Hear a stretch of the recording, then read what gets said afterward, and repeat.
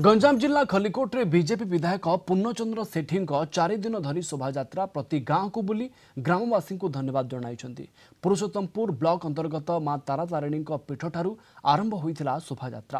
प्रथम दिन में बाघड़ा एवं सुनथार पंचायतर प्रति गांव को जाई धन्यवाद देवा सहित ग्रामर सुविधा असुविधा विषय में बुझीथिले खलिकोट विधायक पूर्णचंद्र सेठी।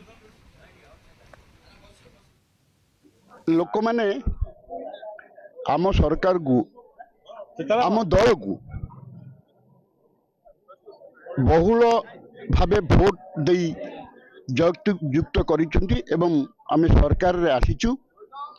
अतएव लोक मान को धन्यवाद देबा पई आम दलर निर्देशन रे आमे आज आसिक प्रति पंचायतर प्रति गाँव को जाऊँ एवं लोक मान को शुभेच्छा जनाऊँ अभिनंदन जनाऊँ ता सहित धन्यवाद दूचु जेहेतु से आमर दल प्रति आशीर्वाद करछंती एवं जाफल कि आम सरकार गढ़ीचु। प्रत्येक गरीब परिवार जमी उन्नति पाइबे अर्थनैतिक अभिवृद्धि हो मेघ भत्ता हम कृषक मान भत्ता मिले कृषक मानक मासक 3 मास 2000 मिले ये सब विभिन्न कार्यक्रम चली से कार्यक्रम त्वरान्वित करने आज विधायक गाँव को आसछन्ती।